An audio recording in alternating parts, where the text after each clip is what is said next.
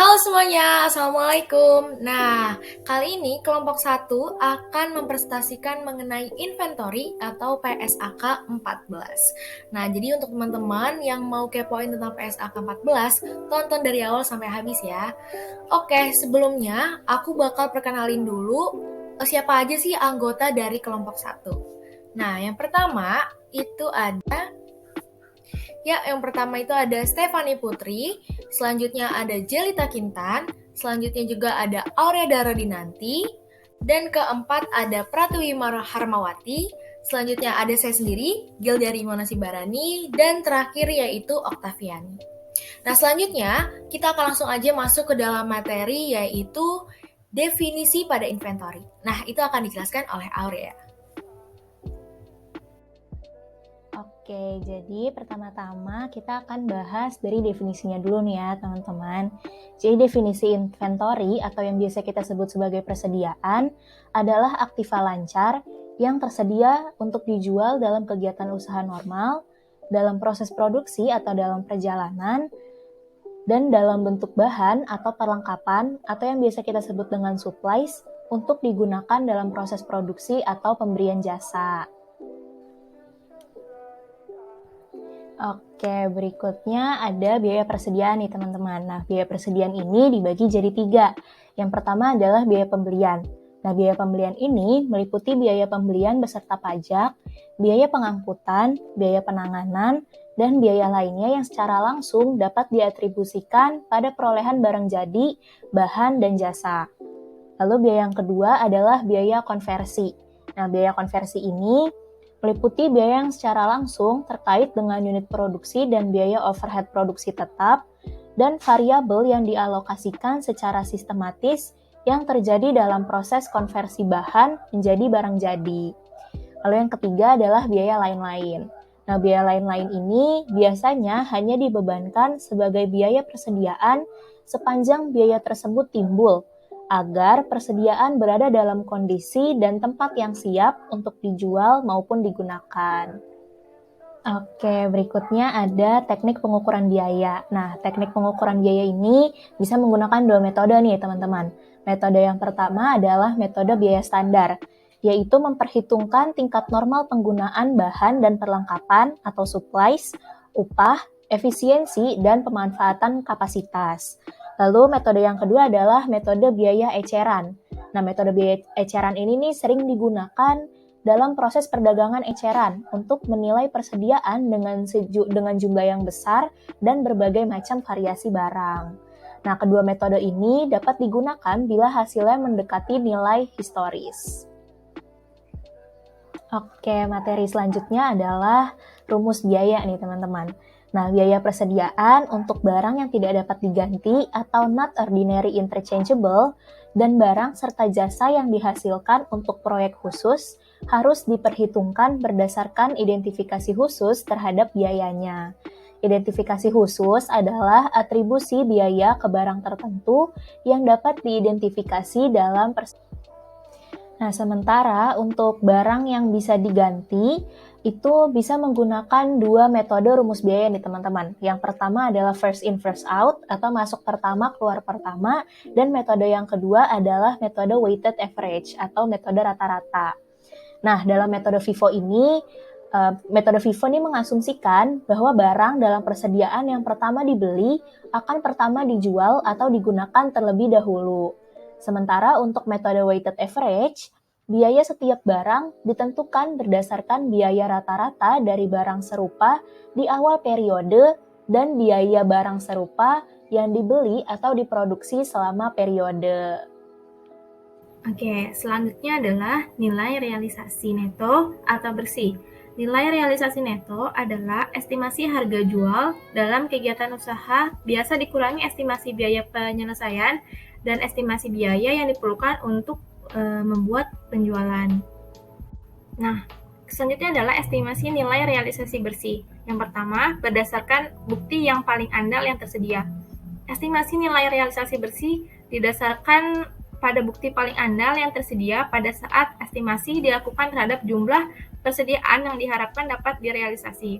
Estimasi ini mempertimbangkan fluktuasi harga atau biaya yang langsung terkait dengan peristiwa yang terjadi setelah akhir periode sepanjang peristiwa tersebut menegaskan atau mengkonfirm kondisi yang ada pada akhir periode. Yang kedua adalah mempertimbangkan tujuan persediaan. Estimasi nilai realisasi bersih juga mempertimbangkan tujuan pengadaan persediaan yang bersangkutan. Misalnya, nilai realisasi bersih kuantitas persediaan yang dimiliki untuk memenuhi kontrak penjualan produk atau jasa didasarkan pada harga kontrak. Bila kontrak penjualan adalah untuk kuantitas barang yang lebih kecil daripada persediaan, nilai realisasi bersih untuk kelebihannya harus didasarkan pada harga penjualan umum. Kerugian kontijen dari kontrak pembelian yang melebihi kuantitas persediaan yang dimiliki dan kerugian dari kontrak pembelian diperlakukan sesuai dengan Pernyataan Standar Akuntansi Keuangan Nomor 8 tentang kontingensi dan peristiwa setelah tanggal neraca. Nah, nilai realisasi bersih ini ada dua kondisi.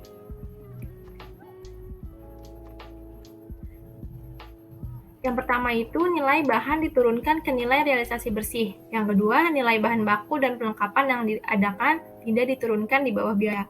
Kita bakal bahas yang kedua dulu. Nilai bahan baku dan perlengkapan yang diadakan tidak diturunkan di bawah biaya. Nah, nilai bahan baku dan perlengkapan atau supply selain yang diadakan untuk digunakan dalam produksi persediaan tidak diturunkan di bawah biaya bila barang jadi yang dihasilkan itu diharapkan dapat dijual sebesar atau di atas biaya. Untuk kondisi yang kedua, nilai bahan baku diturunkan ke nilai realisasi bersih. Itu bila penurunan harga bahan baku mengindikasi biaya barang jadi yang dihasilkan akan melebihi nilai realisasi bersih, maka nilai bahan diturunkan ke nilai realisasi bersih. Dalam kondisi semacam ini, biaya ganti atau replacement cost merupakan tolak ukur yang terbaik yang tersedia bagi nilai realisasi bersih.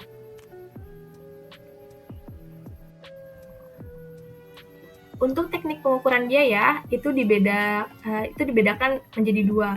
Yang pertama ada metode eceran. Metode eceran sering digunakan untuk dalam perdagangan eceran untuk menilai persediaan sejumlah besar barang yang berubah dengan cepat dan memiliki margin yang tidak jauh berbeda sehingga tidak praktis kalau misalnya digunakan metode penetapan biaya lainnya.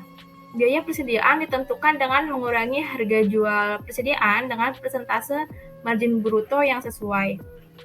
Persentase tersebut digunakan dengan memperhatikan persediaan yang telah diturunkan nilainya atau sudah di markdown di bawah harga jual normal. Persentase rata-rata sering digunakan untuk setiap departemen penjualan eceran yang menjual kelompok barang yang berbeda. Untuk metode yang kedua, metode standar. Metode biaya standar itu fungsinya untuk memperhitungkan tingkat normal penggunaan bahan dan perlengkapan atau supplies, kemudian upah, efisiensi dan pemanfaatan kapasitas. Nah, biaya standar ini harus ditelaah secara berkala dan bila perlu direvisi sesuai dengan kondisi terakhir. Oke, penurunan ke nilai realisasi bersih. Yang pertama, penurunan dapat dilakukan secara item per item atau grup. Yang kedua, penurunan yang terjadi langsung dibebankan ke beban periode berjalan atau menambah beban persediaan. Yang ketiga, pemulihan nilai akan diakui sebagai pengurang jumlah dari beban persediaan. Nah, yang terakhir, nilai realisasi bersih yang telah ditentukan harus ditinjau kembali pada setiap periode berikutnya. Oke, sekarang kita akan masuk ke materi pengakuan sebagai beban. Nah, yang pertama, jika persediaan dijual, maka nilai yang tercatat di persediaan itu harus diakui sebagai beban pada periode diakuinya pendapatan. Yang kedua, setiap penurunan nilai persediaan di bawah biaya menjadi nilai realisasi neto dan seluruh kerugian persediaan itu harus diakui sebagai beban pada periode terjadinya penurunan atau kerugian tersebut. Kemudian yang ketiga, setiap pemulihan kembali diakui sebagai pengurangan terhadap jumlah beban persediaan pada periode tersebut. Oke, selanjutnya adalah materi pengungkapan. Yang pertama, Kebijakan akuntansi yang digunakan dalam pengukuran persediaan termasuk rumus biaya yang digunakan. Yang kedua, total jumlah tercatat persediaan dan jumlah nilai tercatat menurut klasifikasi yang sesuai bagi entitas. Yang ketiga, jumlah tercatat persediaan yang dicatat dengan nilai wajar dikurangi biaya untuk menjual. Yang keempat, jumlah persediaan yang diakui sebagai beban selama periode berjalan. Yang kelima, jumlah setiap penurunan nilai yang diakui sebagai pengurang jumlah persediaan yang diakui sebagai beban dalam periode berjalan. Yang keenam, jumlah dari setiap pemulihan dari setiap penurunan nilai yang diakui. Yang ketujuh, kondisi atau peristiwa penyebab terjadinya pemulihan nilai persediaan. Dan yang terakhir, nilai yang tercatat dalam persediaan itu untuk diperuntukkan sebagai jaminan kewajiban. Oke, selanjutnya kita akan masuk ke dalam contoh asumsi arus biaya. PT SDM melaporkan transaksi berikut pada tahun 2022. Pada tanggal 12 Mei terjadi pembelian 100 unit dengan biaya beli $1.000. Pada tanggal 14 Agustus terjadi pembelian 200 unit dengan biaya beli $2.200. Pada tanggal 18 September terjadi pembelian 1.200 unit dengan biaya beli $1.800. Dan kita akan mendapatkan total pembelian itu 420 unit dengan biaya beli sebesar $5.000. Pada 31 Desember, perusahaan memiliki 20 unit di tangan dan menggunakan sistem persediaan periodik. Hitunglah nilai harga pokok penjualan dan persediaan akhir. Oke, untuk jawabannya akan kita bahas di slide selanjutnya. Oke, metode pertama yang akan kita bahas itu menggunakan weighted average atau rata-rata. Nah, untuk menggunakan metode ini, kita harus menghitung biaya rata-rata per unitnya dengan cara total biaya beli sebesar $5.000 kita bagi dengan total pembelian kita sebesar 420 unit. Maka akan kita dapatkan biaya rata-rata per unit itu $11,91.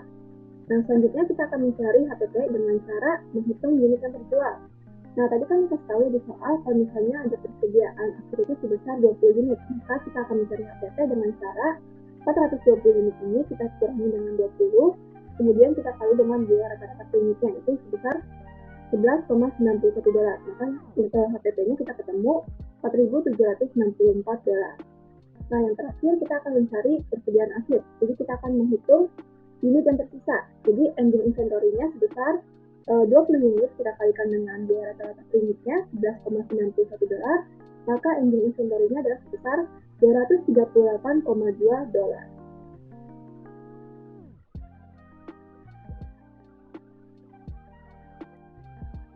Oke, metode selanjutnya akan kita bahas adalah menggunakan metode FIFO. Sesuai dengan namanya, first in first out, maka barang pertama yang kita beli akan menjadi barang pertama yang kita keluarkan atau kita jual. Nah, di sini akan dikasih tahu kalau persediaan akhir itu tersisa 20 unit. Maka dari 420 unit ini, kita berhasil menjual 400 unit. Nah, untuk menghitung harga pokok penjualan itu, dari 100 unit pertama kita kalikan dengan harga pembelian yang tanggal 12 Mei, harga per unitnya itu adalah $10, kemudian kita dapatkan hasilnya itu $1.000. Kemudian 200 unit selanjutnya dari tanggal 14 Agustus dengan harga pembelian per unit itu $11, maka kita dapatkan totalnya itu $2.200. Nah, sisanya itu 100 unit itu kita ambil dari tanggal 18 September. Harga pembelian per unit itu $15, maka totalnya itu $1.500. Nah, total HPP yang kita dapatkan adalah sebesar $4.700. Nah, untuk mencari persediaan akhirnya itu, kita hitung unit yang tersisa nih. Unit yang tersisa itu kan 20, jadi 20 kita kalikan dengan sisa dari 18 September ini. Kan tadi 120, sudah kita jual 100. Maka sisa 20 unit ini kita kalikan dengan harga pembelian per unitnya $15. Maka ending inventory-nya adalah sebesar $300. Oke, jadi metode selanjutnya yang akan kita bahas adalah metode LIFO. Last in, first out. Jadi barang yang terakhir kita beli akan menjadi barang pertama yang kita keluarkan atau kita jual. Masih sama seperti soal sebelumnya, diketahui persediaan akhirnya itu adalah 20 unit. Maka barang yang kita jual adalah sebesar 400 unit. Nah, untuk mencari harga pokok penjualan itu dari 120 unit ini, dari yang tanggal 18 September, kita akan beli 120 unit dengan harga per unit itu $15. maka kita dapatkan total itu $1.800. Kemudian 200 unit ini pun kita dapatkan dari tanggal 14 Agustus nih. Nah, harga pembelian per unit itu kan $11, maka 200 unit kita kalikan dengan 11, kita ketemu hasil itu 2.200. Nah, sisanya 80 unit ini kita ambil dari tanggal 12 Mei. Kita beli itu per unit itu ada $10, maka 80 kita kalikan dengan 10, kita ketemu $800. Maka total HPP yang kita dapatkan dengan metode ini adalah sebesar $4.800. Nah, untuk mencari persediaan akhir, kita harus menghitung unit yang tersisa. Unit yang tersisa kan 20 unit, maka 20 unit ini kita kalikan dengan $10. Dari mana $10-nya? Dari tanggal 12 Mei ini. Kita beli 100 unit, nah dengan harga per unit itu $10. Kan tadi 80 unitnya udah dijual, maka sisa 20 unit ini kita kalikan dengan $10. Ending inventory ini kita ketemu $200. Kita akan membahas tentang gross profit method atau disebut juga metode laba kotor untuk menilai persediaan akhir. Nah, metode gross profit ini bersifat estimasi dalam penilaian persediaannya nih, teman-teman. Nah, biasanya metode gross profit ini diterapkan karena keterbatasan dokumen yang terkait dengan persediaan tersebut. Nah, biasanya ini dikarenakan oleh bencana seperti kebakaran ataupun banjir gitu kan. Jadi kayak hanyut ataukah emang udah hangus gitu barang-barangnya. Nah, dasar penilaian persediaan ini adalah pada persentase laba kotornya. Nah, dengan asumsi atau bisa kita hitung dengan rumus seperti ini, teman-teman. Persediaan awal ditambah pembelian itu menghasilkan barang siap jual. Nah, barang yang tidak dijual itu tetap ada di tangan atau tetap di gudang gitu, di persediaannya. Nah, selanjutnya udah kita temuin barang siap jualnya. Nilai barang siap jual itu dikurangin penjualan atau add cost, atau bisa juga dibilang HPP, itu sama dengan nilai persediaan akhir. Nah, kita akan langsung masuk ke dalam soal. Yang pertama, contoh gross profit method. Nah, di sini ada data atau diketahui persediaan awal itu sebesar $50.000, pembelian bersih atau net purchase itu adalah $125.000. Selanjutnya penjualan net atau net sales itu adalah $112.000. Dan terakhir adalah persentase gross profit pada penjualan itu sebesar 40%. Nah, estimasikan nilai persediaan akhir. Yap, langsung aja kita hitung. Tadi kan kita udah diketahui ya, datanya itu ada persediaan awal sama penjualan, selanjutnya terus ada pembelian dan seterusnya gitu kan. Nah, tapi di sini kita untuk mendapatkan gross profit itu kita kan memerlukan penjualan atau net sales dikurang COGS HPP baru mendapatkan gross profit. Nah, sedangkan tadi HPP nggak diketahui. Nah, gimana sih caranya? Nah, yang pertama itu adalah penjualan itu sebesar 112.000, lalu dikurangin HPP yang tidak diketahui. Nah, gross profit tadi itu bisa kita ketahui dengan cara persentase gross profitnya itu pada penjualan adalah sebesar 40%. Nah, itu caranya langsung aja kita hitung atau kita kali dengan penjualannya, yaitu 112.000 dikali 40%-nya, dan dikali persentasenya, sehingga menghasilkan $44.800. Nah, udah diketahui nih gross profitnya. Nah, berarti selisih penjualan dengan gross profit itu akan menghasilkan HPP. Nah, oleh karena itu, penjualan sebesar 112.000 dikurang 44.800, hasilnya adalah 67.200. Nah, udah ketemu nih HPP-nya kan? Nah, selanjutnya di tahap berikutnya adalah untuk menentukan persediaan akhir. Nah, untuk menentukan persediaan akhir ini, kita dengan rumus nilai barang siap jualnya dikurang HPP, baru kita mendapatkan persediaan akhirnya. Nah, tadi sebelumnya nilai barang siap jualnya adalah sebesar 175.000. Lalu dikurangin HPP, yaitu 67.200 yang tadi udah kita hitung, hasilnya adalah 107.800. Nah, selanjutnya akan dijelaskan oleh Jelita.